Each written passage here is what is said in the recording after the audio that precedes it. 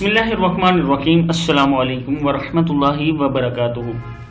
عابد راضی چینل کی طرف سے آج میں اپنے دوستوں کو وہ دعا بتاؤں گا جو رسول اللہ صلی اللہ علیہ وسلم تکلیف کے وقت پڑھا کرتے تھے۔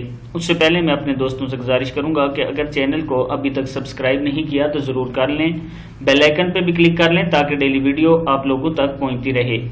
ابن عباس رضی اللہ تعالیٰ عنہ سے روایت ہے کہ رسول اللہ صلی اللہ علیہ وسلم تکلیف کے وقت میں یہ دعا پڑھا کرتے تھے۔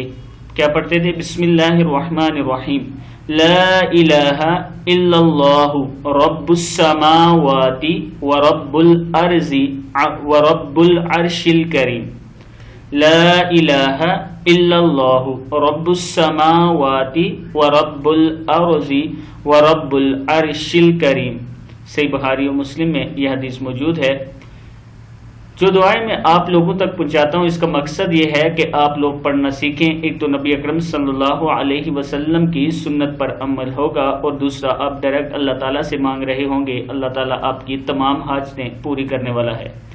اس ویڈیو کو آپ نے آگے اپنے دوستوں تک ضرور شیئر کرنا ہے۔ السلام علیکم ورحمۃ اللہ وبرکاتہ۔